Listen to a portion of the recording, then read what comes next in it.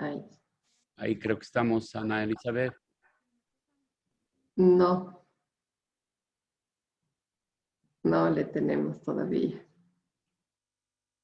A lo mejor es algún problema con el audio.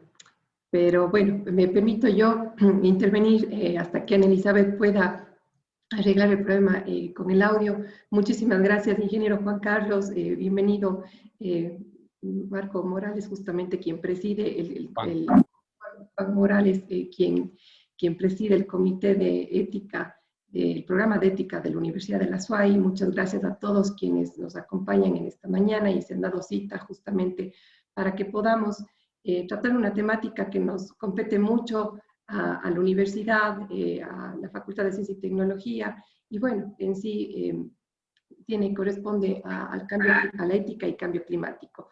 Justamente nosotros a nivel de Junta Académica hemos conversado y hemos visto pertinente invitar en este caso a Ana María Bustos, quien maneja bastante bien el tema y conoce sobre todo experiencias de trabajos que se ha hecho a partir de la misma universidad en temas de vinculación.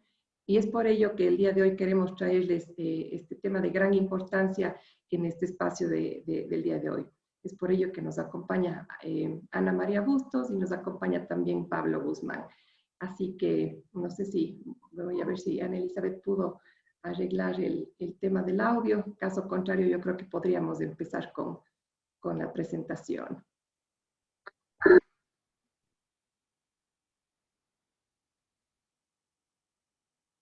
Creo que estamos con problemas en el micrófono. No sé si les parece si podemos ya empezar. Creo que la primera intervención era justamente de Ana María Bustos, así que ahí estamos con un poquito de retorno, Eli. Tal vez. Ahí está bien, sí. Ay, mil disculpas, la verdad es que no sé qué pasaría con el micrófono de mi computadora. Lo siento mucho. Bueno, muchas gracias, ingeniero Juan Carlos. Mil disculpas por ese inconveniente. Voy a hacer una introducción súper breve para poder empezar. Hoy estaremos conversando sobre la ética y el cambio climático. La interferencia que los humanos tenemos sobre el clima constituye sin duda un asunto ético. Estas alteraciones climáticas crean además una cadena de impactos en nuestros ecosistemas y en nuestras vidas. Los ponentes entonces hoy día abordarán esta problemática y presentarán posibles soluciones y estrategias para afrontar estos desafíos éticos que el cambio climático nos presenta.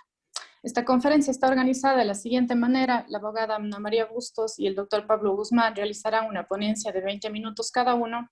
Al finalizar sus intervenciones, yo les comentaré brevemente sobre el programa de maestría en cambio climático, agricultura y desarrollo sostenible de MACART que nuestra universidad ofrecerá próximamente. Seguido de ello, les invitaremos de preferencia a pedir la palabra para que puedan hacer sus preguntas o comentarios sobre el tema del día de hoy de manera verbal.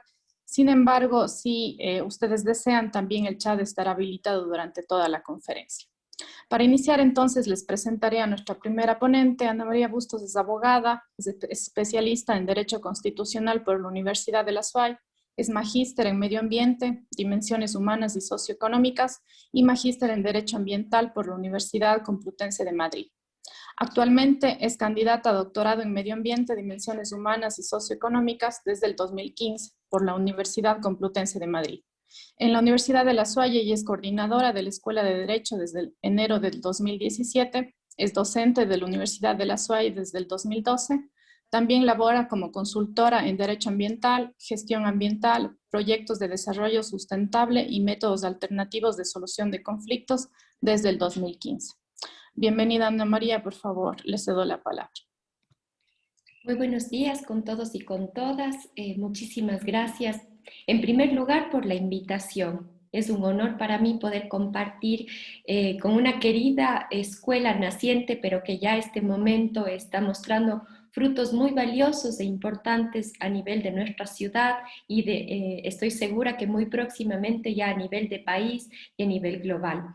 Muchas gracias justamente al grupo de ética de la universidad por fomentar estos espacios, al ingeniero Juan Carlos, al doctor Juan Morales y al doctor José Chalco, que es mi decano y mi gran amigo que siempre nos está apoyando, y por eso a todos los estudiantes que nos acompañan, profesores en este espacio. Muchas gracias por permitirme tocar un tema tan delicado, tan complejo, y justamente desde ahí es donde lo voy a abordar, desde la complejidad que implica el cambio climático. Voy a tomar la palabra de lo que significa este espacio, diálogos, porque yo quisiera, no vengo a presentar nada estático ni nada ya dicho, sino a conversar, y eso es lo que hemos hecho con Pablo, con quien hemos ido preparando, porque no son dos posturas aisladas, sino que están interconectadas, y eso es otra de las cosas que queremos plantear. ¿Por qué una abogada está conversando con un PhD ambientalista en un tema tan complejo? Porque justamente el cambio climático es una situación compleja que nos atañe, nos ocupa absolutamente a todos. Y es por eso que he planteado este tema, impacto ético como estrategia para el cambio climático. Y para abordar la temática me permitiré tocar 3 aspectos fundamentales a partir de los cuales quisiera abrir el diálogo con ustedes. En primer lugar, la relación ser humano-naturaleza, que generan unas dualidades a lo largo de la historia y que ha sido y es la razón por la cual estamos viviendo este rato una crisis socioambiental, que es el segundo punto que abordaré. ¿Y por qué propongo, o por qué planteo y por qué presento la idea de un pacto ambiental? Si me permiten, entonces voy a empezar a conversar un poco y más que nada refrescar lo que ha sucedido a lo largo de la historia de la humanidad. Desde la existencia misma de la vida en el planeta Tierra se ha dado una relación interdependiente entre el ser humano y la naturaleza. Sin embargo, esta relación ha tenido a lo largo de la historia diferentes formas de verse, de pensarse y de utilizarse. Pero como una constante que quiero plantear en este largo periodo es la necesidad de la supervivencia del ser humano, que lamentablemente hoy en día, frente al cambio climático, la estamos viendo mucho más acentuada. En la prehistoria, la relación del ser humano con la naturaleza fue una relación de veneración, de cuidado, de protección y agradecimiento, puesto que la naturaleza le proporcionaba todos los recursos para subsistir y sobrevivir. Y la característica de ser nómada era justamente ir encontrando en dónde puedo obtener estos recursos que me permitan existir. Y por ello había un culto, veneración y protección.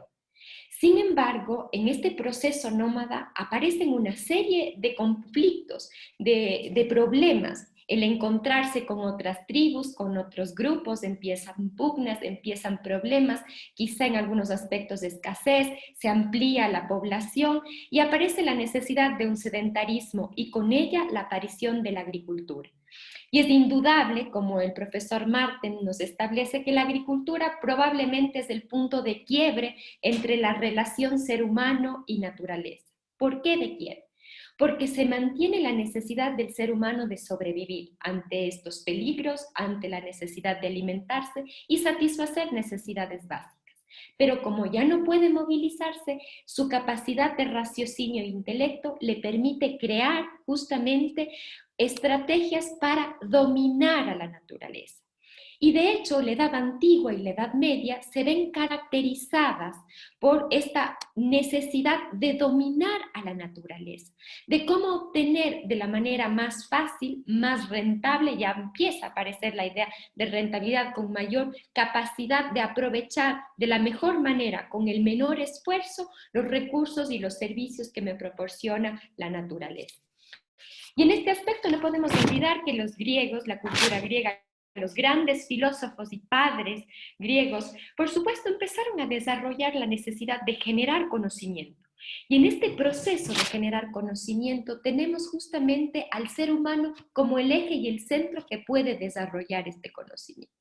Y sí, la naturaleza tiene un rol importante, pero un rol importante en la función de cómo domino a la naturaleza para poder satisfacer mis necesidades.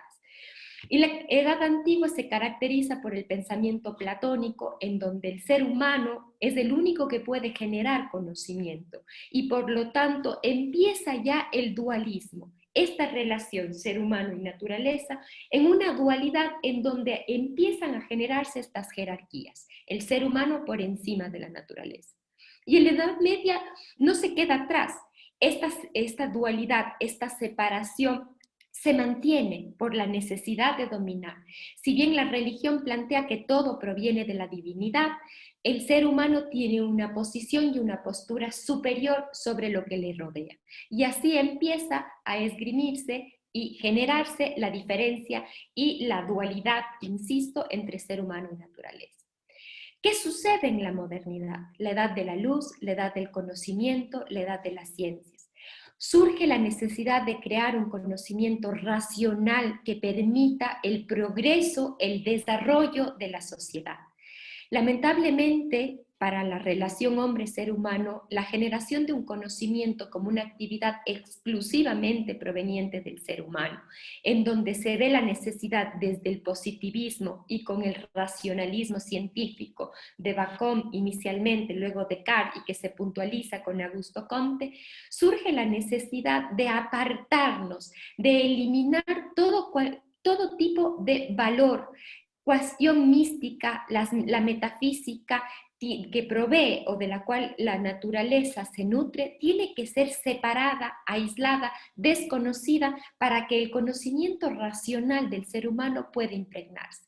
La única forma de generar conocimiento es apartándonos de estas subjetividades, de estos valores, de estas incertidumbres que plasma el conocer desde la naturaleza. Y surge en esta postura la necesidad de desconocer el valor en la generación del conocimiento, bajo una perspectiva de progreso, bajo una perspectiva de crecimiento y bajo una perspectiva de generar una ciencia pura, y que la naturaleza no entraba a tener una postura de mayor importancia, más que esta canasta de productos, de servicios y de bienes que proporcionan al ser humano la materia prima para poder satisfacer estas necesidades.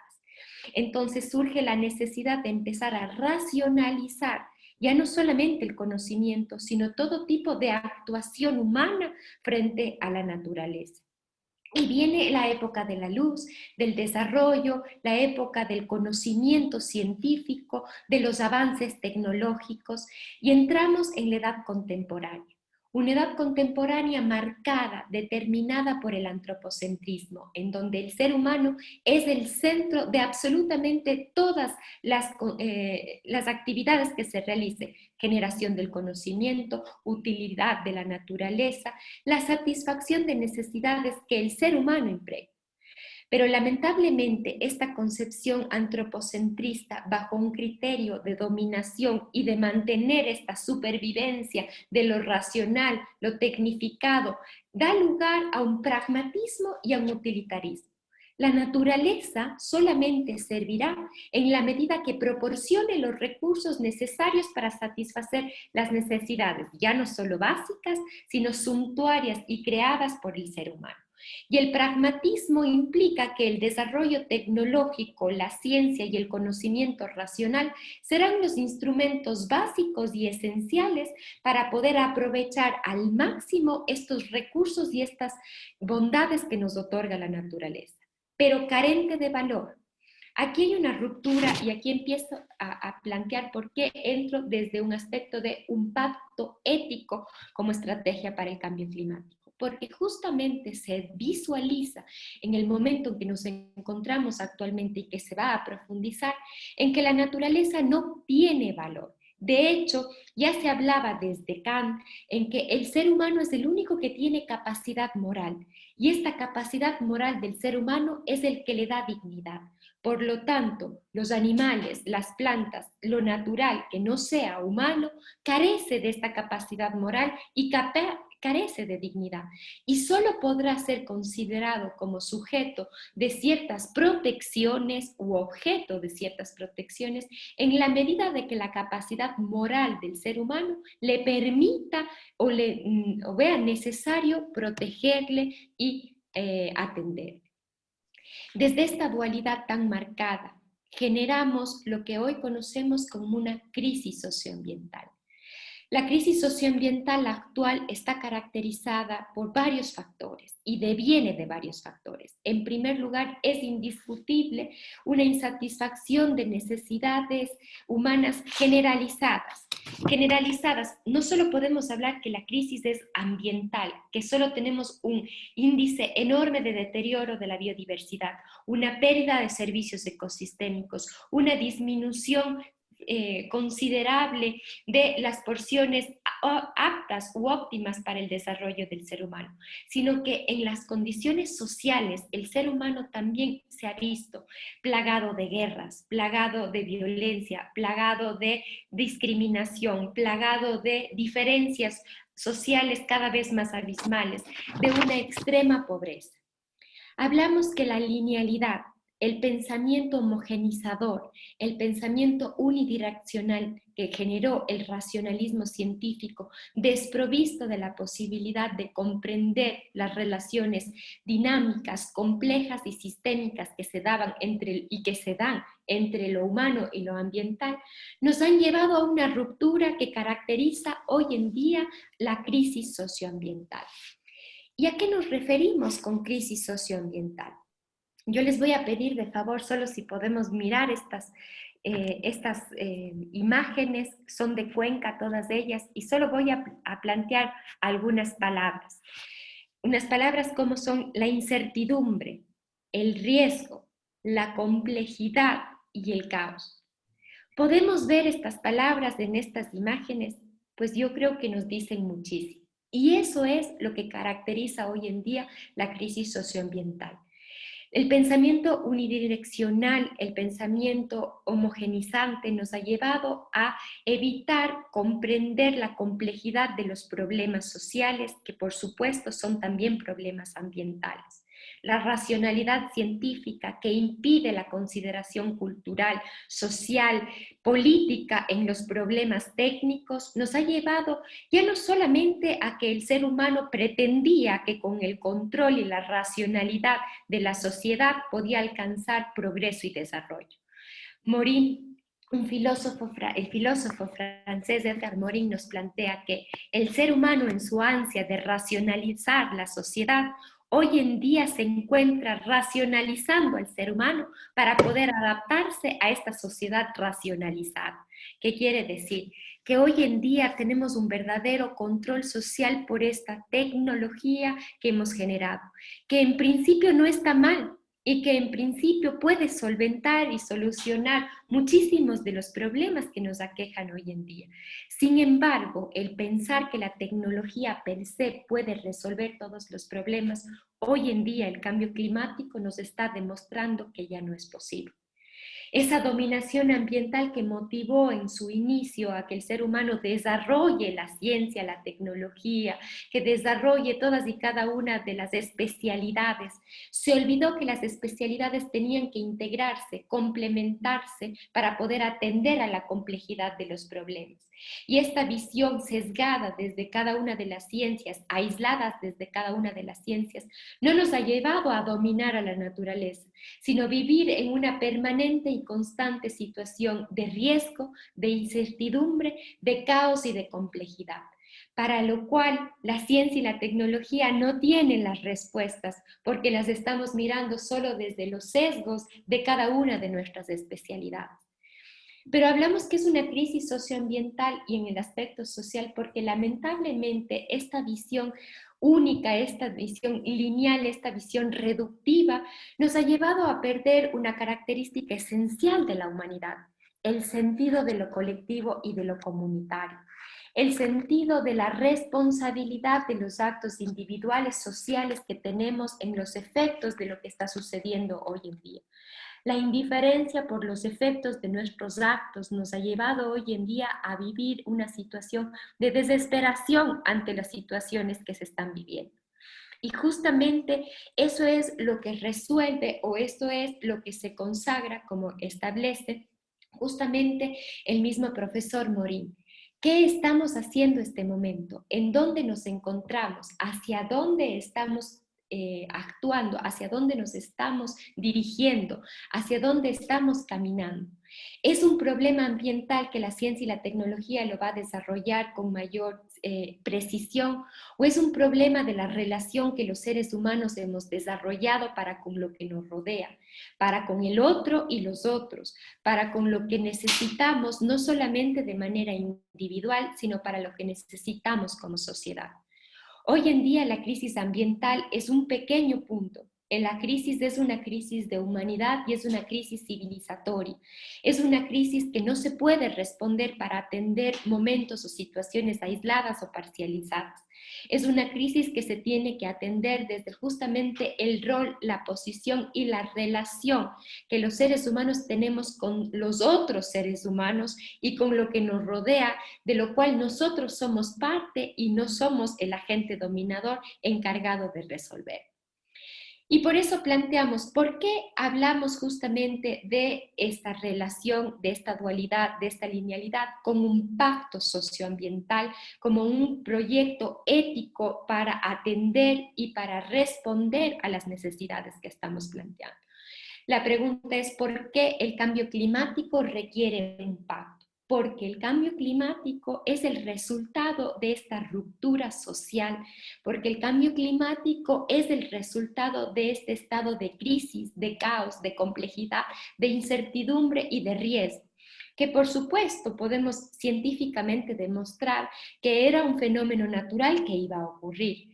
Pero no podemos negar que este fenómeno está ocurriendo actualmente y cada vez de manera más extrema por actividades antrópicas provenientes del ser humano, por nuestra irresponsabilidad en los actos que realizamos, por nuestra falta de comprensión de que lo que nosotros realizamos repercute inmediatamente en el otro y en los otros, y que esta ansia de dominar lo que está a nuestro alrededor nos ha llevado a un dominio mismo del ser humano, que hoy en día no es que nosotros logramos dominar a la naturaleza, es que justamente esta racionalidad social nos está dominando a nosotros mismos.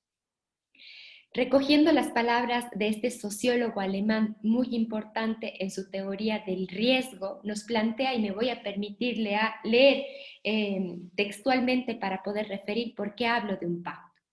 Ulrich Beck, sociólogo alemán, nos plantea: los problemas del medio ambiente, ya, esta palabra de ya no quiere decir que ahora no son, jamás lo fueron, pero hoy en día se ponen en evidencia, hoy en día es de manera indiscutible que no son problemas del entorno, no son problemas de un sistema diferente que funciona, que actúa en independencia con el sistema social.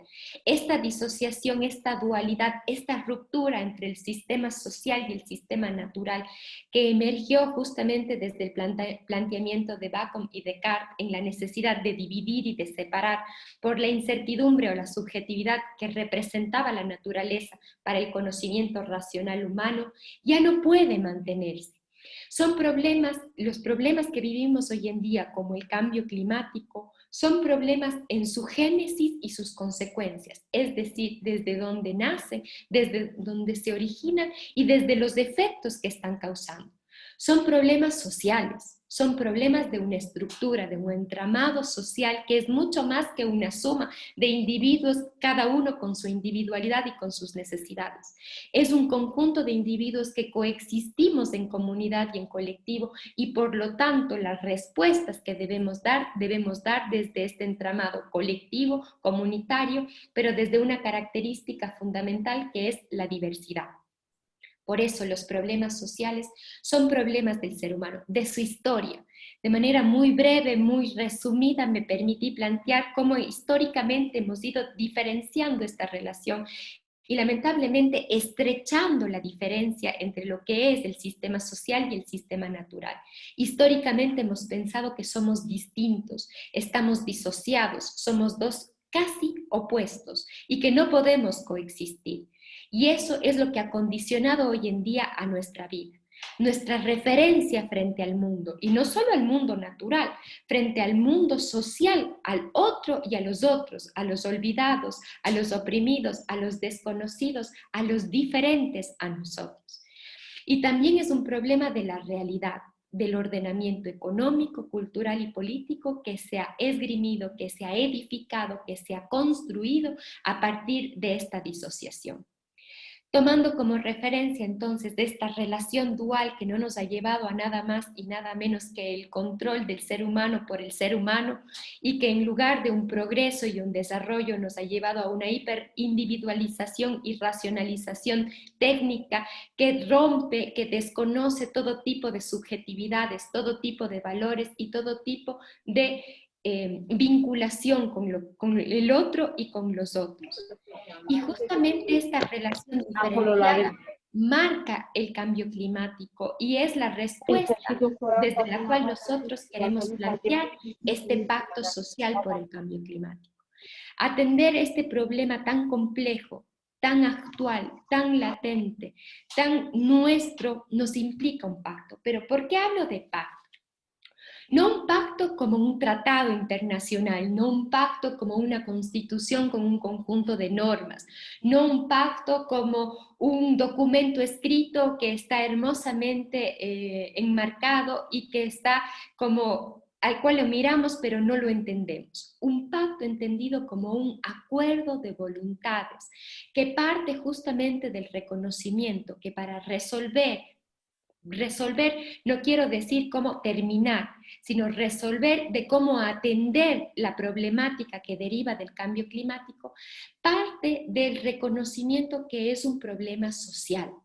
El cambio climático nace no como un problema ambiental, tiene consecuencias ambientales, pero parte como un problema social.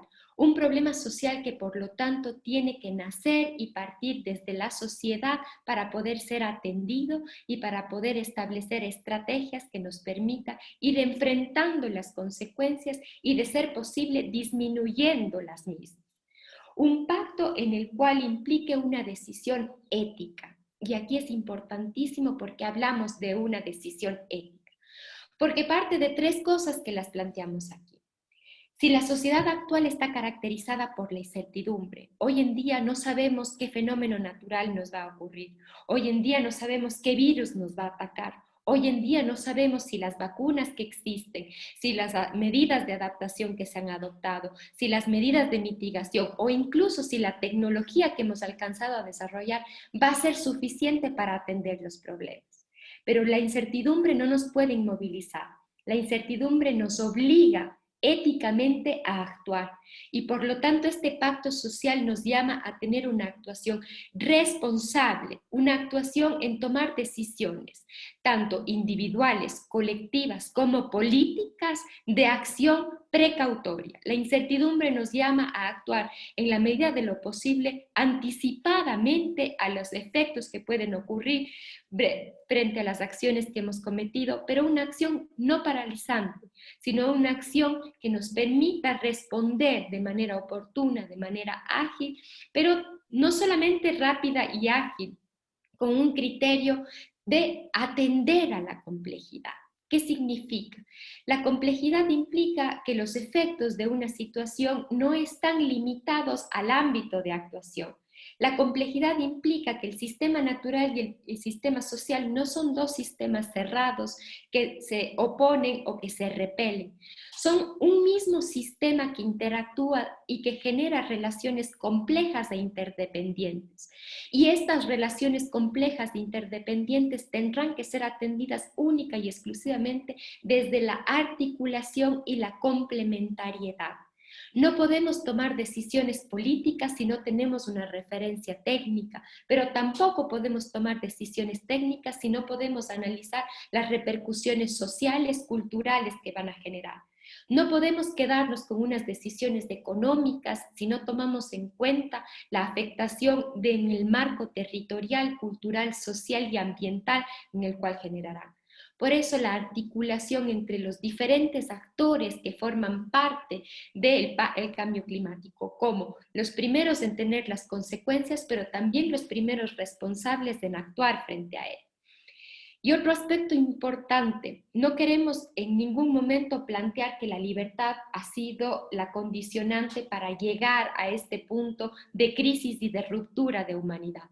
La libertad es una condición esencial de los seres humanos. Sin embargo, esta libertad tiene que permitirnos actuar en un grado de responsabilidad.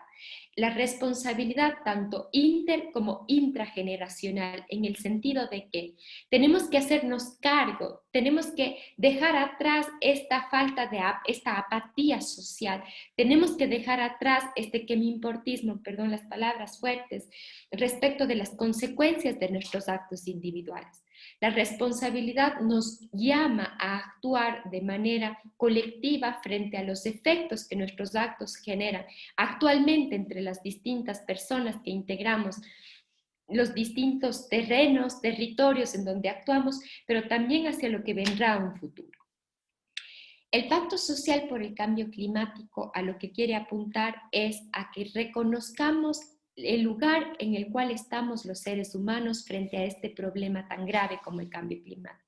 Los seres humanos hemos sido la génesis y también vamos a ver las consecuencias de nuestro actuar.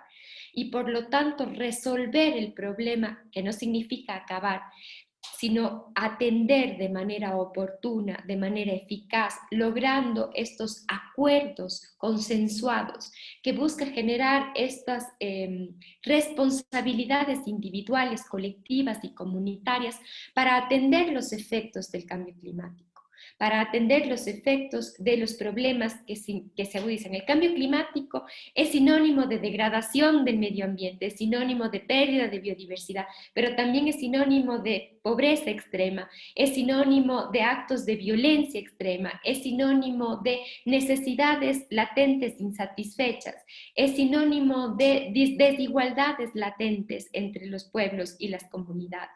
Por eso el pacto es un compromiso ético, un acuerdo ético por resolver un problema que nosotros lo hemos creado a partir de la acción, la articulación y la responsabilidad. Estimada Ana María, le quedan unos 2 minutitos. Justo termino, muchas gracias Ana Elizabeth. Y por eso creo que tenemos, y esto hablábamos mucho con Pablo y creo que lo va a tocar, nosotros como cuencanos tenemos una situación privilegiada en el mundo. Tenemos la posibilidad de vivir y disfrutar de servicios ecosistémicos, de espacios, de biodiversidad y probablemente de una relación comunitaria mucho más estrecha que en varios lugares, no solamente del mundo, sino de nuestro mismo país. Y por eso tenemos una responsabilidad mayor. Primero, de no perder este privilegio que tenemos y segundo, de poder contagiar esta ansia, esta necesidad de ir construyendo juntos acuerdos que nos permitan vivir en un estado de mayor empatía, de mayor alteridad, pero sobre todo de mayor responsabilidad. Muchas gracias. Muchísimas gracias, abogada Ana María, por esta invitación tan oportuna que nos hace hacer un pacto social por el cambio climático. A continuación les voy a presentar a nuestro siguiente ponente, el doctor Pablo Guzmán Cárdenas. Él es ingeniero civil por la Universidad de Cuenca, es magíster en Ciencias en Manejo y Conservación del Agua y Suelo por la Universidad de Cuenca y la Universidad KU Leuven de Bélgica. Es PhD en Biociencias e Ingeniería por las Universidades KU Leuven y Universidad Libre de Bruselas en Bélgica. Es autor de varias publicaciones internacionales, tiene experiencia en los campos de la hidrología, hidrogeología, recursos hídricos, clima y manejo de zonas inestables. Actualmente es docente investigador en la Universidad de La Salle, en la Escuela de Ingeniería Ambiental de la Facultad de Ciencia y Tecnología. Trabaja en Selexur en el cargo de jefe de gestión ambiental y social, con más de 15 años de experiencia en temas relacionados al ambiente, el agua y la energía. Bienvenido, doctor Pablo Guzmán. Por favor, puede iniciar su ponencia. Muchas gracias, muy buenos días. Realmente es un placer para mí el compartir este espacio con todos ustedes. Gracias, un saludo especial al comité o a este cuerpo colegiado que está tratando este tema que no todo el mundo quiere tratar, que es el tema de la ética. En realidad es un tema que no es muy... yo creo que mucha gente no lo trata porque es complejo de tratar y porque nos reta, ¿no? Como Ana María ahora nos mostró, realmente nos reta en muchos aspectos. Y el tema del cambio climático ciertamente nos está retando en todo momento. la ética está estrechamente relacionada con el comportamiento humano y por lo tanto está inmersa en todas las acciones que los seres humanos estamos desarrollando, y esto no es ajena al cambio climático. Creo que Ana María lo explicó bastante bien, con mucha contundencia, el problema de origen, digamos, desde la parte histórica incluso. Entonces, todas las acciones que estamos desarrollando en este momento como seres humanos, de alguna manera, están ligados o están vinculados a lo que está pasando ahora, pero también lo que va a pasar al futuro. Y en este contexto, la pregunta que viene al caso es, ¿qué vamos a hacer respecto a cambio climático? Y al hacer nuestra pregunta, no es una pregunta de cualquiera, como qué vamos a hacer hoy día para la comida o cosas así. Esta es una pregunta en realidad que trasciende más allá del tiempo actual. Esta pregunta en realidad tiene que ver con lo que puede pasarles a las generaciones que vienen, a las generaciones futuras, y tiene un componente ético muy fuerte. Yo particularmente voy a tratar de mostrarles algunos aspectos que creo que son claves para el tema ya ponerlo en práctica, el tema de cambio climático desde la ética, desde el punto de vista de la adaptación, de la mitigación, y de poder, digamos, poner nuestro granito de arena para generar esta idea de futuro sostenible que tanto se habla. Sin embargo, si es que no trabajamos conscientes del entorno, conscientes de nuestro impacto y de lo que está sucediendo con cambio climático, difícilmente vamos a poder llegar a este tema de desarrollo sostenible. Entonces, el primer aspecto que quería conversar con ustedes es al respecto de la medición y el monitoreo. Y en realidad a veces se le entiende como algo muy lejano, no es algo, la medición y el monitoreo en general de los parámetros, tanto climáticos como sociales o económicos, se lo deja normalmente a los especialistas, a quienes están trabajando en eso. Pero es necesario entender como sociedad de que con respecto al cambio climático, que los síntomas que se están presentando realmente son una manera de medir el pulso de nuestra intervención. He traído a colación esta gráfica que está al lado izquierdo de su pantalla, que es justamente la gráfica que nos muestra la evolución de la temperatura desde los años, más o menos desde 1850 hasta el 2020, hasta el último reporte. Y claro, podemos ver cómo han cambiado drásticamente las tendencias en temas de temperatura. Este nos da, digamos, el incremento de temperatura año a año a nivel mundial. Entonces, es una evidencia, digamos, fundamental de lo que está pasando, pero también es una manera de tomar el pulso de nuestro impacto. Y ese tal vez es una de las cosas que no siempre tomamos en cuenta cuando estamos estudiando o cuando estamos estableciendo sistemas de monitoreo. En alguna charla conversábamos con algunos colegas y claro, alguien decía, bueno, la naturaleza tiene derechos, pero no tiene voz.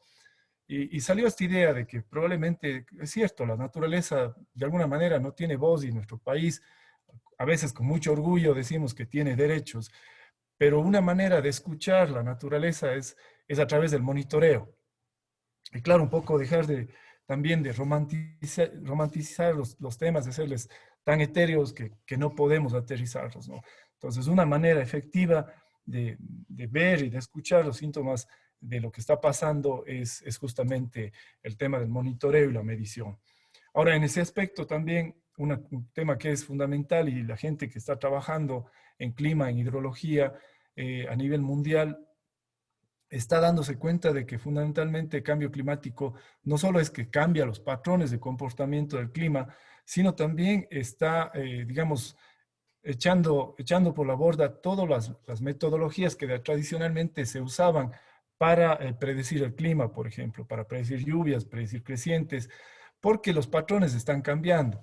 Si es que nosotros basamos nuestra predicción de cambio o nuestra predicción de clima en general en función de un histórico, y este histórico empieza a cambiar, lo más digamos, apropiado va a ser que nuestras predicciones van a irse cada vez desviando más de lo que va a ir sucediendo a futuro. Como ejemplo, tenemos lo que sucedió recientemente en nuestra región, en nuestro río Tarqui. Somos muy orgullosos como cuencanos de nuestros ríos, pero sin embargo yo creo que estas crecientes, una de las lecciones con respecto a la medición y el monitoreo, una de las lecciones que nos deja es que no estamos haciendo lo suficiente por un lado y por otro lado que estamos muy confiados en lo que está pasando. Para que tengan una idea, el cálculo del caudal que pasó por el río Tarqui hace 2 semanas es un caudal excepcional, pero es un caudal que corresponde a un periodo de retorno de 1000 años.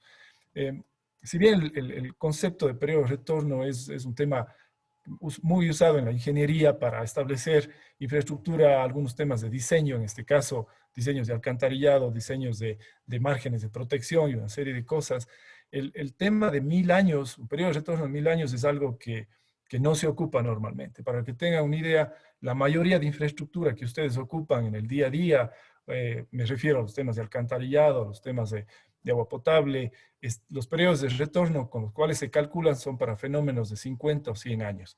Lo propio se hace para protección de márgenes en ríos. Entonces, el rato que, digamos que determinamos este caudal del río Tarqui que correspondía a un periodo de retorno de 1000 años, realmente nos debe dar una alarma para decirnos que las cosas están cambiando. ¿Y qué pasa? Y aquí la pregunta es, ¿qué pasa si ya no es este periodo de retorno en realidad de 1000 años, sino es un periodo de retorno a lo mejor de 50 años ahora, por las condiciones nuevas de cambio climático?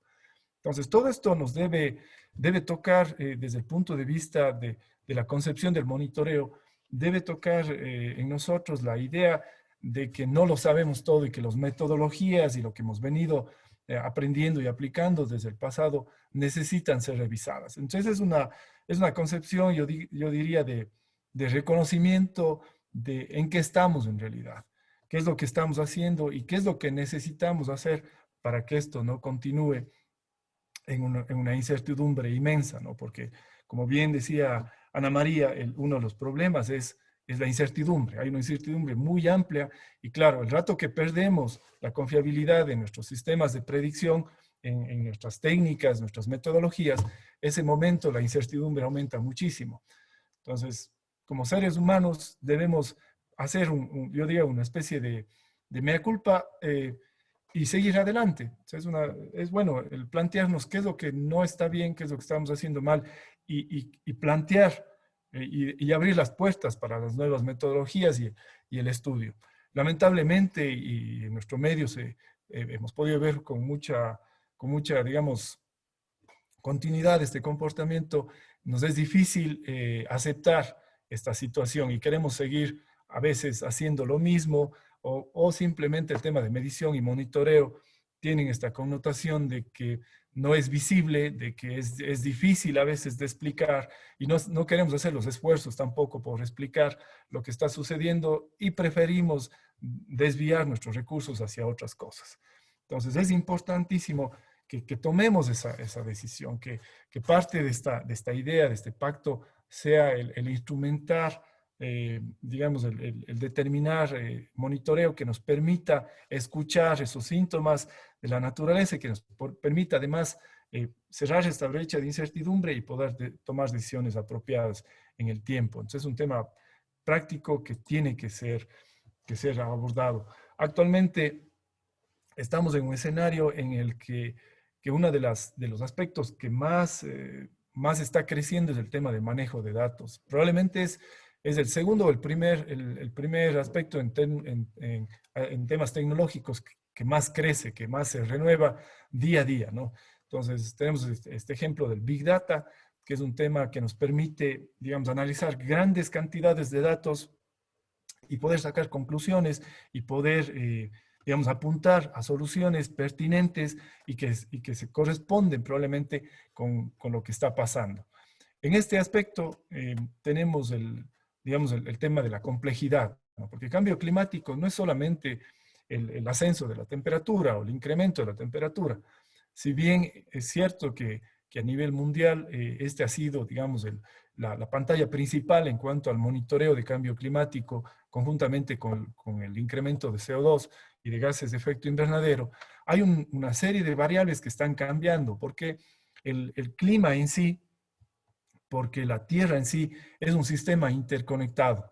Y ese es uno de los temas complejos de cambio climático, es que muchas de las poblaciones y muchos de los actores que no tienen o que no han tenido una influencia en producir el cambio climático, porque no han sido quienes estuvieron en el boom del desarrollo industrial, están pagando las consecuencias del cambio climático. Y ese es un tema de equidad, como se mencionaba anteriormente, y es un tema que tiene que ser visto con claridad y tenemos tiene que, digamos, levantar la voz de la solidaridad hacia ese lado. Y parte, digamos, yo digo, de entender esto, parte de esa solidaridad es el explicar las cosas con claridad, el no ocultar la realidad, el no exagerar, pero tampoco ocultar. Entonces es importantísimo que las predicciones de este caso, de las variables climáticas, consideren todos estos aspectos. Tenemos las herramientas, el tema de sensores remotos es un tema también que está bastante desarrollado y cada día más va avanzando. En la Universidad de la SUAY tenemos gente que está trabajando con mucho éxito en este tema. Tenemos el IERCE que está implementando algunas acciones interesantes, está haciendo un esfuerzo por estar, digamos, en este aspecto de sensores remotos, de manejo de datos. Y creo que la comunidad universitaria en general tiene las herramientas y tiene la posibilidad de enfrentar esto. Es importante que nos comprometamos en ese sentido de determinar definitivamente las rutas para que los datos que están disponibles pasen de ser solamente, digamos, un poco de bits almacenados en una computadora o almacenados en algún servidor en algún lado y podamos pasar más bien a la evaluación, al procesamiento, a la generación de información y al conocimiento. Eso es fundamental. Y claro, y hacer esto, hacerlo socialmente, o sea, es decir, poder hacer que el conocimiento llegue a todos y también poder retroalimentar ese conocimiento desde la escala local. Uno de los problemas fundamentales aquí suele ser el tema de escala. Cuando hablamos de cambio climático, por ejemplo, en el Ecuador, tenemos el Plan Nacional de Cambio Climático y muchas de las medidas que se toman son a escalas nacionales, incluido el tema de monitoreo. Pero no hay este contraste y no hay esta validación local.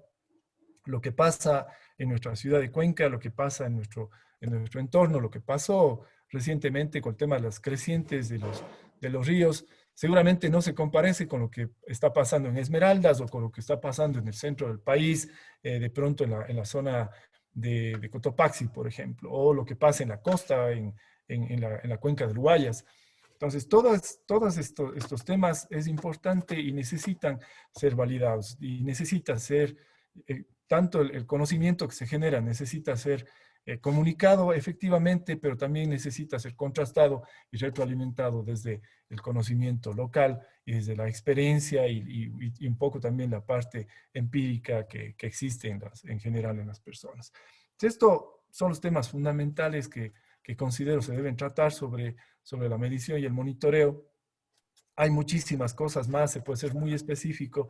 Esto podría ser, de hecho, capítulo de una sola conferencia de algunos días, pero la idea es un poco empezar a plantear esta necesidad y empezar a sacar a la luz la relevancia que tiene el tema de la medición y el monitoreo. Desde la experiencia hemos tenido que pasar algunas cosas y uno de los problemas que tenemos en la medición y el monitoreo es que solemos enfocarnos a veces de acuerdo a nuestra expertise, de acuerdo a nuestra, digamos, área de conocimiento. Y claro, probablemente uno de los problemas ahí que tenemos con esto es que perdemos de vista esta complejidad y estas interacciones con el entorno. En la pantalla tenemos este momento es una fotografía del embalse de Mazar. El embalse de Mazar es la reserva para energía hidroeléctrica más grande que tiene el país en el momento. Y claro, una de las cosas que normalmente se habla sobre el tema, el embalse de Mazar es eso, ¿no? La reserva energética. Pero detrás de esta reserva energética y de pronto este escenario paisajístico muy bonito, especialmente cuando está con niveles altos, porque cuando está con niveles bajos no es tan bonito.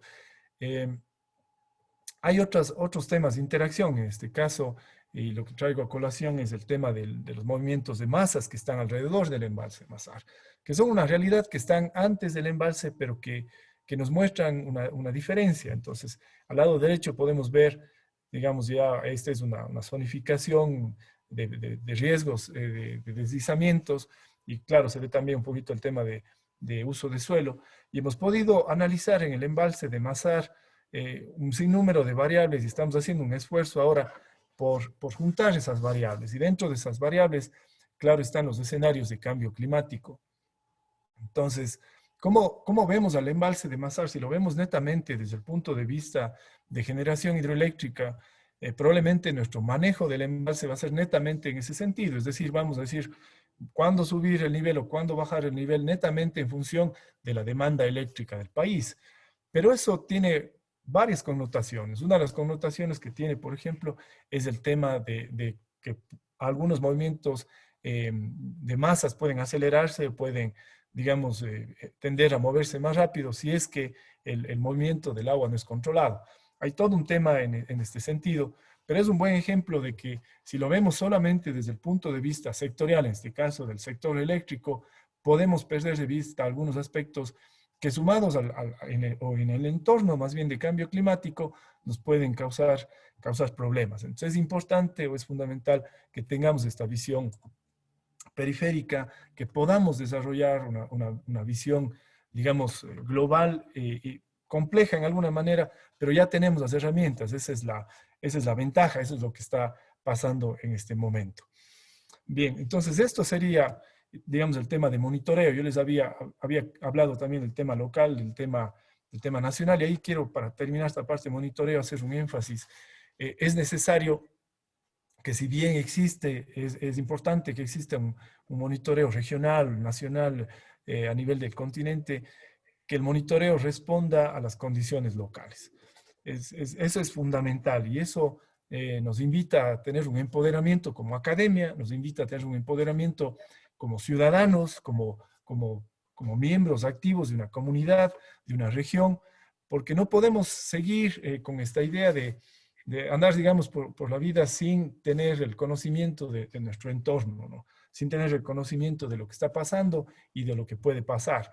Mi invitación no es a que exista un estado tal vez de paranoia sobre el clima o sobre lo que va a pasar, pero sí de conocimiento de lo que puede estar pasando y de lo que está ya, digamos, estableciéndose. Y ahí la academia creo que juega un factor fundamental en hacer posible no solamente establecer sistemas de monitoreo apropiados, sino también en hacer posible que esta información esté disponible para la sociedad en general, y que la sociedad pueda entender y pueda, digamos, pueda manejarse de acuerdo a estos síntomas o a estas mediciones que vienen a través del monitoreo.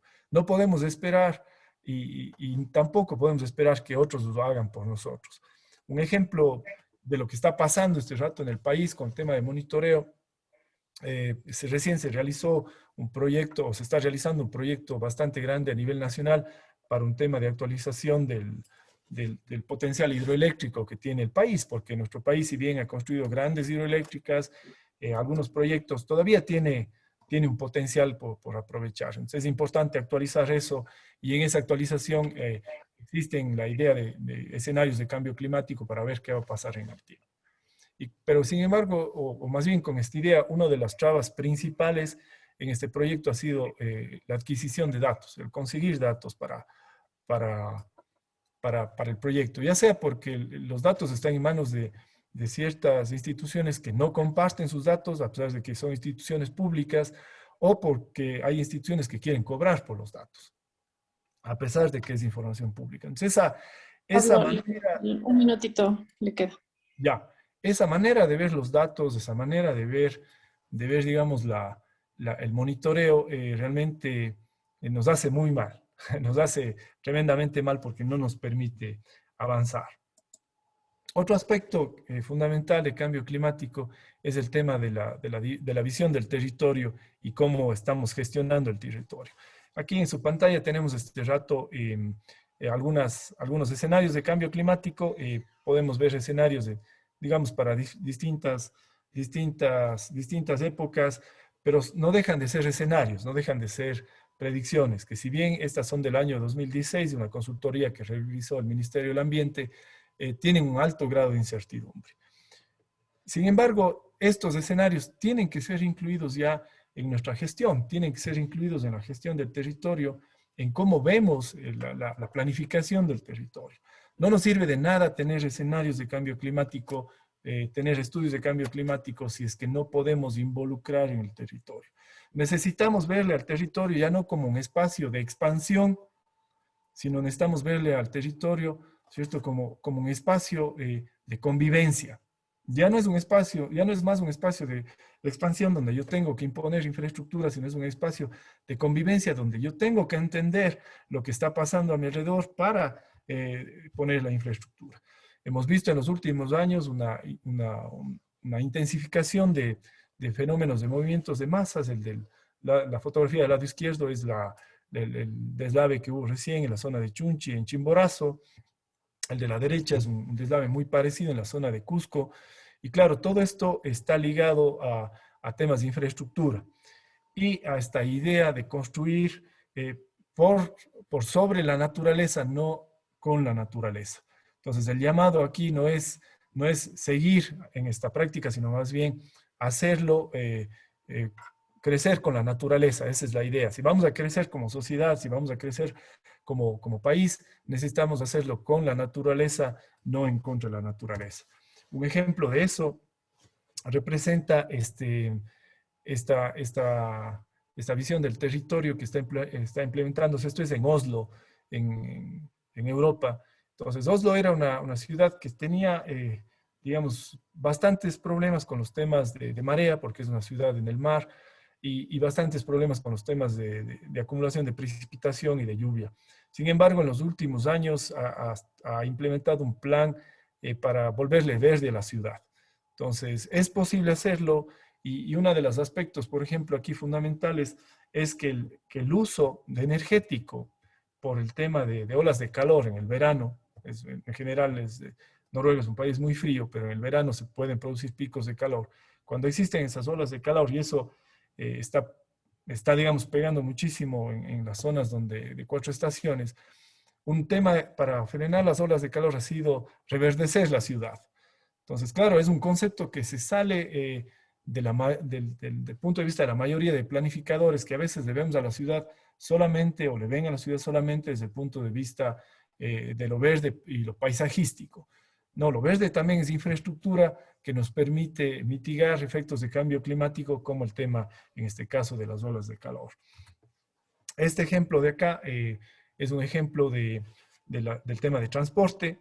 Entonces podemos ver aquí cómo el tema de transporte ha sido impactado en este caso, es un ejemplo de Europa también, pero es un tema que yo quiero invitarles a pensar localmente, ¿no? Si bien son ejemplos de pronto de Europa, son ejemplos que están más allá de nuestro alcance, digamos, geográfico, son ejemplos que se pueden pensar con el toque local. Eso es lo importante, ¿no? Entonces, este es el compromiso en temas de transporte. Esto es una gráfica donde se muestra básicamente la disminución o la descarbonización, que se llama, de todas las fases digamos, energéticas, incluido el transporte. Y por otro lado, se ha hecho un ejercicio en el reemplazo de tecnologías, un ejercicio para ver el producto interno y la parte económica, ¿no? O sea, la idea es que la descarbonización de la energía logre o impulse, ¿no es cierto?, la economía. ¿Cómo lo hacen? A través de nuevas tecnologías. Es decir, el reemplazo de la tecnología es el que está impulsando nuevas fuentes de trabajo, es el que está impulsando a la academia a cambiar las mallas curriculares, el que está cambiando los perfiles profesionales, y todos están empujando hacia allá. Entonces, esta es una reflexión que debemos hacerla. Tal vez no sea exactamente el mismo resultado, ni las mismas medidas, ni las mismas estrategias, pero necesitamos meternos y preguntarnos, bueno, ¿cuáles son las oportunidades dentro del cambio climático? En la práctica necesitamos deslindarnos, ¿no es cierto?, de pronto de nuestros temores y de nuestras maneras tradicionales de hacer las cosas, para validarlas por un lado, y por otro lado para potenciar lo que necesitamos potenciar, como por ejemplo los temas de cambios en transporte, cambios de matriz energética. Otro tema fundamental que tiene que ver ya con la actitud de las personas y también con las condiciones sociales, ¿no? Los temas de inequidad dentro del cambio climático digamos, son importantes. En general, las tendencias que podemos ver es que podemos tener toda la ordenanza, toda la infraestructura, pero si no tenemos la actitud en las personas, si no asumimos ese pacto individual, no va a ser posible. Y yo he traído a colación estas dos imágenes. La una es una imagen local, ¿cierto? Y que ha sido común en algunas ocasiones, donde un conductor impacta el tranvía, y la otra, ¿cierto? Donde podemos ver básicamente peatones, gente en bicicleta y automóviles conviviendo en relativa paz. Pero es un tema de actitud, el tema de dejar al lado de esta idea del pez pequeño come al pez grande, ¿no? O el que tiene más fuerza es el que puede imponerse. Hay que cambiar esa idea, hay que trabajar en ese tema. Es fundamental para poder, digamos, empatar las acciones necesarias con el tema de cambio climático. Entonces, se pelean los espacios físicos, los espacios políticos y normativos, se pelean, pero pocos se atreven a apuntar al comportamiento de los ciudadanos. Y es importante hacer esa puntualización. Necesitamos hacer ese pacto, necesitamos reforzar ese comportamiento. Y de pronto sigue en el ambiente esta idea de, bueno, eso ocurre en otros lados, ¿no? Eso ocurre en Europa porque la gente tiene otra forma de pensar, otra cultura, tendemos a pensar así. Sin embargo, yo les quería mostrarles este ejemplo, que es un ejemplo de San Pedro de la Laguna, en Guatemala, que es una comunidad que simplemente decidió no usar plástico. Y claro, toda la laguna estaba contaminada, estaba llena de plástico, y un día la comunidad decidió simplemente no usar plástico. Obviamente hubo el apoyo gubernamental, el apoyo del Ministerio de Ambiente y de Turismo de Guatemala, pero la comunidad en su compromiso logró erradicar el plástico. San Pedro de la Laguna es una de las comunidades que no tiene plástico y importa muy poquitos materiales para embalaje, incluso textiles, porque ellos producen sus propios textiles. Y aquí está el tema de este arraigo cultural, de la valía que tiene lo tradicional, de pronto de la valía que pueden tener los conocimientos ancestrales, y donde podemos ver que, digamos, es posible hacerlo. Y es una comunidad, digamos, campesina de Guatemala, pero con una tremenda fortaleza en sus tradiciones, en su arraigo, y que nos ha cambiado digamos, nuestro punto de vista sobre el tema de enfrentar el cambio climático, y que sí se lo puede hacer. Tenemos este tema también de nuestra visión de la infraestructura, y esto ya para terminar. Nuestra visión de la infraestructura es importante que sea también tocada desde el punto de vista del cambio climático, porque ya no estamos más dominando la naturaleza. Ya eso está más que probado que no es posible dominar la naturaleza, a pesar de que todavía algunos discursos políticos incluyen ese aspecto. Nosotros tenemos que trabajar con la naturaleza. Y este aspecto de trabajar con la naturaleza está desarrollándose a nivel mundial muy fuertemente, con las soluciones basadas en la naturaleza, que no significa netamente dejar de construir o que le quita valor a la ingeniería, sino más bien esto resalta el rol de la ingeniería, pero en armonía con el medio ambiente, y claro, pensándole a la naturaleza como también como un mecanismo también de protección, o un mecanismo, digamos, incluso de mitigación de impactos. Entonces aquí he traído a colación básicamente dos fotografías, dos gráficos. La una es una combinación entre manglares y una barrera para el tema de mareas, que es un tema que se está implementando a nivel mundial. Para que tengan una idea, un proyecto de este tipo en la zona de Nigeria probó un ahorro de cerca de 1.7 billones de dólares entre el año 2019 y hasta el año 2029, ¿no? Por el tema de inundaciones, por toda la complejidad que tiene este tema del ascenso del mar. Y por otro lado, tenemos esta fotografía también donde hay una restauración de un río, donde que se ganó no solamente, digamos, en las condiciones se mejoraron las condiciones de inundación, del río, las condiciones, digamos, de nivel, se puede ver cómo se cambió de un patrón prácticamente recto a un patrón que ya empieza a generar algunas curvas y meandros, con una rugosidad extra además, sino también se ganó en temas de biodiversidad. Entonces, todo ese tema significa una unión entre la ingeniería, como la conocemos ahora, la infraestructura gris, ¿cierto? Y la infraestructura verde y la infraestructura azul, que se llama. Pero todo eso al final pasa por las decisiones y es importante que existe este pacto y este compromiso a todo nivel. Reducir las emisiones o planificar y crecer para adaptarnos va a permitir que salvemos a las futuras generaciones. Nos puede causar conflictos, por supuesto va a causar conflictos porque hay que cambiar en muchas cosas nuestra forma de pensar y de hacer las cosas, pero eso es lo que necesitamos hacer. No es tiempo del discurso, en realidad es tiempo de la acción. Y esa es la invitación que queremos hacer ahora. Muchas gracias. Muchas gracias, estimado Pablo, por su intervención y por sus propuestas. A continuación, les invito a que desactiven su micrófono y hagan directamente alguna pregunta o comentario que quieran realizar.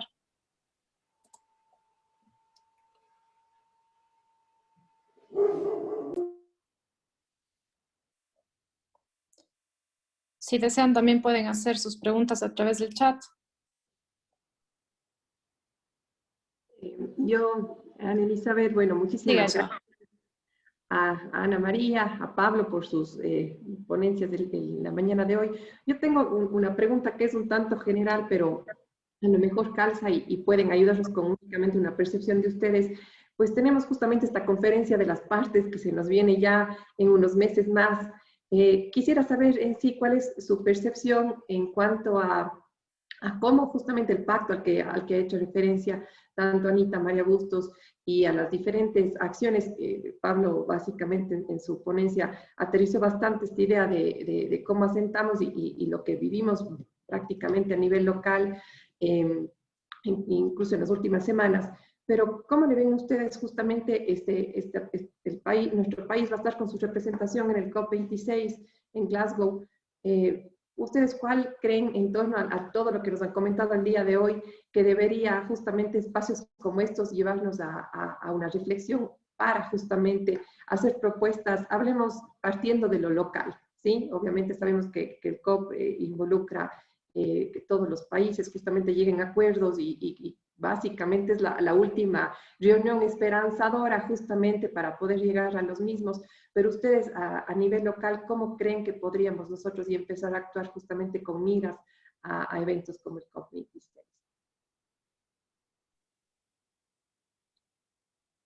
No sé si puedo robar la palabra. Primero, Pablo, perdón. Dele nomás a Ana María usted. Sí, Muchas está gracias. bien. Es una pregunta muy valiosa y justamente creo que la exposición de Pablo complementa, y esa era la idea, muchísimo lo que se planteaba. Si nosotros hablamos de un pacto, no estamos refiriendo a un pacto político exclusivo de los gobernantes de turno en un acto diplomático en un lugar en el que casi nadie puede alcanzar. Creo que el rol que tendríamos desde nuestra localidad Cuenca, desde estos espacios de la academia, con las facultades y las escuelas en la Universidad de la SUAY, es retomar un aspecto fundamental en el compromiso individual, social y comunitario, que es retomar a la diversidad y a la pluralidad de soluciones que se pueden dar.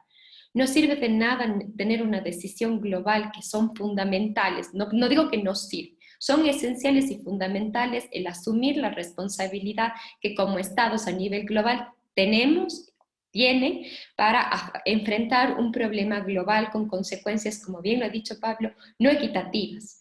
Lamentablemente, esto es un rol fundamental, pero justamente como no son equitativas, las decisiones no pueden ser homogenizantes, únicas ni lineales. Lo trascendental será reconocer que todas las políticas que quieran adoptarse tienen que territorializarse y reconocer la diversidad y la particularidad de las localidades, de las comunidades, de las necesidades. Entonces, yo creo que el éxito de la conferencia podrá ser primero el reconocer quiénes son los actores. pluralizar los actores en la conferencia es fundamental. Probablemente no todos pueden participar ahí con sus opiniones, pero pluralizar significa reconocer los impactos y reconocer de dónde pueden provenir las soluciones. Una solución, como tú bien lo decías, en la universidad estamos trabajando muchísimo, y creo que estaba por aquí, gracias a la Comisión de Gestión Ambiental y el GATE Cuenca, David, el poder trabajar con las pequeñas comunidades en los gobiernos parroquiales rurales del Cantón Cuenca. Y la intención es que, por ejemplo, de estos espacios que parecen ser olvidados, desconocidos, cómo recuperar justamente esa tradición, esa cultura, esa diversidad, esa relación intercomunicada, interdependiente, compleja que ya existe. ¿Cómo no tomar en cuenta, por ejemplo, para tomar una decisión sobre riesgos, lo que Pablo ha planteado, qué están viviendo las comunidades en Tarqui, en Victoria del Portete, cómo han sentido, qué han visto, qué está sucediendo? Habló de algo súper importante, Pablo, respecto a la megadata o la data o la información. Y uno de los aspectos que implica la complejidad es que esos datos son valiosísimos, pero no pueden ser utilizados como la única herramienta para tomar las decisiones. Si nosotros no utilizamos esos datos y los, de alguna manera, los empatamos con las necesidades culturales, sociales, económicas del territorio al cual apunta la decisión política que va a ir justamente orientada, la acción que se tome, no tendrá función. Foucault nos habla en su propuesta de la biopolítica que toda decisión contra los problemas ambientales pasarán por una decisión política. Pero cuando hablamos de una decisión política, no significa una decisión que tenga que tomar un Estado, que tenga que tomar un organismo internacional. Es una decisión política que parte de las necesidades territoriales de la diversidad. Ahí insisto muchísimo, y por eso es la invitación al pacto. Es una invitación a que podamos nosotros tomar ya conciencia y asumir la responsabilidad que como individuos, que somos parte de una colectividad o de una comunidad. Perdón que lo haga, pero es un diálogo, y les comento solo algo para darle la palabra a Pablo. En el lugar donde yo vivo teníamos muchos problemas porque durante mucho tiempo hay crecidas y llega el agua contaminada, llega el agua con tierra. Y claro, es una catástrofe para el barrio, o sea, nos vamos a morir, o sea, ya se fregó, no hay como lavar la ropa. Son problemas puntuales y parece que irrelevantes frente a los grandes problemas. Pero ¿qué acciones tomamos nosotros? ¿En qué hemos compartido para hacer? Cuando en el mismo barrio la gente todavía no hemos asumido nuestro rol de que la basura, entre comillas, que puede ser reciclable, se tiene que sacar solo los jueves. Por ejemplo, la importancia es reclamamos acciones políticas y no nos damos cuenta que nosotros tenemos un rol fundamental, así parezca insignificante, pero es esencial. Ningún logro en ninguno de los aspectos, ni sociales, económicos, políticos y mucho menos ambientales, se han resuelto en estas conferencias.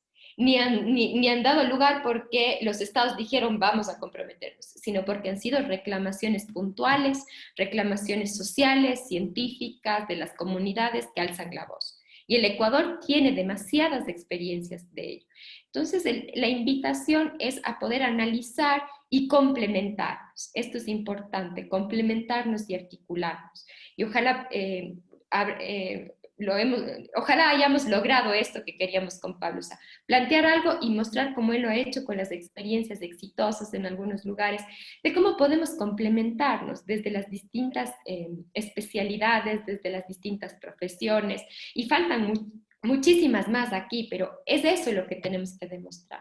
Todos podemos y debemos participar en la toma de decisiones, y creo, resumiendo, que el éxito de la COP26 dependerá de la inclusión de los actores claves y de las decisiones no uniformes o una decisión única, sino de la capacidad de flexibilidad que tengan las políticas que se adopten para aplicarlas en las necesidades territoriales. Solamente un tema para acotar, Ana María. Hay esta idea que en general viene del tema de desarrollo sostenible, está completamente ligado, que es de que nadie se quede atrás, ¿no? Y claro, el hecho de que nadie se quede atrás, yo creo que tiene que ir en todos los estamentos, desde el punto de vista social, el punto de vista político, el punto de vista académico incluso. Es importante que podamos conversar. O sea, para mí me parece ya un éxito que hayamos podido un abogado y un ingeniero sentarnos y hacer este tema, ¿no? O sea, dejar de lado un poco nuestras aristas propias de nuestra formación y hablar de este tema. Yo creo que por ahí es una de las cosas que es importante y que tiene que llevarse a esta conferencia, ¿no? Esto de necesitamos garantizar de que realmente nadie se quede atrás. Y para terminar, a nivel del país, la autoridad nacional, por ejemplo, es el Ministerio del Ambiente, pero yo particularmente no he podido ver eso. O sea, de que el Ministerio del Ambiente hace su labor, digamos, tiene su rol, pero sí trae mucho de metodología, mucho hay información abundante, hay metodología abundante, hay proyectos muy buenos, pero no logra como generar ese vínculo que está tomando de la mano a toda la población. En lo poquito y en el día a día que puede hacer cada ciudadano hasta el tema institucional y gubernamental. Entonces, esa posición yo creo que es fundamental, ¿no? Muchas gracias por sus respuestas. En honor al tiempo, voy a hacer una última pregunta que tengo en el chat. Me parece que estaría dirigida a Pablo. Tal vez dice, ¿qué se planea para proteger la cuenca del río Jubones en donde está la central hidroeléctrica Mina San Francisco? Esta pregunta nos la hace Marcelo Neira. Bien, bueno, es una buena pregunta. En realidad no hay este rato, digamos, recetas, ¿no? En cuanto al manejo de cuencas, eso es fundamental. Y en la cuenca particularmente de Mina San Francisco, estamos haciendo un reconocimiento del funcionamiento de la cuenca, para no caer en esto, por ejemplo, de per se implementar programas de reforestación. La cuenca del Jubones tiene esta característica de un área central seca, donde la precipitación es menor a 200 milímetros, para que tengan una referencia, un quinto de lo que llueve en la ciudad de Cuenca. Y es una área árida, es una zona árida que tiene un ecosistema, digamos, de ese tipo. Y por lo tanto, el plantear, por ejemplo, esquemas de reforestación para tratar de reverdecer esa zona tiene que ser bien estudiado porque hay ecosistemas propios ya de ese espacio. Un poco estamos en ese espacio ahora digamos, de cómo, estoy hablando como Select Sur este rato, un poco desde la Central Mina San Francisco, que tiene que lidiar además con la gran cantidad de sedimentos que se producen en la cuenca. Y claro, están también los proyectos para fortalecer las zonas altas, las zonas de páramo, los pocos páramos que tiene la cuenca del Jubones, y trabajar en la zona media, que es la zona productiva, digamos. Entonces hay varias estrategias. Lo fundamental aquí es que sean estrategias apropiadas, digamos, a cada zona de la cuenca. O sea, no hay una receta para toda la cuenca, hay estrategias apropiadas para cada zona de la cuenca y necesitamos construir eso con todos los actores. En este caso, digamos, desde la hidroelectricidad o desde los sistemas de riego, no se puede trabajar en solitario, sino más bien se tiene que generar esa especie, digamos, de mancomunidad para poder llevar adelante el tema. Además, hay temas financieros detrás de esto que tienen que ser trabajados y es importante, digamos, solventar eso, ¿no? Más o menos esa es la visión que tenemos en la cuenca del Jubones. Estamos construyendo todavía esa visión porque necesitamos que se sumen más actores, ¿no? Y la academia es uno de los puntales fundamentales ahí, justamente para poder medir la efectividad de nuestras acciones. Y para terminar ahí, uno de los temas importantísimos que tienen que darse, no solamente el manejo de cuencas, sino en todo lo que tiene que ver cuando se trata de adaptación o mitigación, es buscar la medición del efecto de la medida que estamos implementando, de tal manera de que pueda ser perfeccionada y pueda ser trabajada en el tiempo. Y esa yo creo que ahí también hay que hacer un análisis, porque muchas de las acciones que se implementan a nivel de cuencas no se miden. O sea, no sabemos exactamente qué es eso, qué significa eso en términos de agua, qué significa eso en términos de carbono, o qué significa eso en términos de conservación en general, en términos económicos. Entonces es importante realizar esas mediciones. Eso ingeniero Marcelo Neira, que entiendo que es el que está haciendo la pregunta, espero responder apropiadamente y, bueno, si no, cualquier cosa estamos a las órdenes. Muchas gracias, Pablo. Bueno, en honor al tiempo vamos a tener que dar cierre. Les agradezco mucho a los ponentes por esta invitación que nos han hecho a un pacto social por el cambio climático, por sus propuestas que nos han mostrado este día de hoy para enfrentar estos riesgos y desafíos que tenemos frente al cambio climático. Les agradezco a todos los asistentes, espero que podamos encontrarnos en una próxima ocasión. Que tengan un buen día. Muchas gracias a todos. Gracias a todos. Gracias, gracias.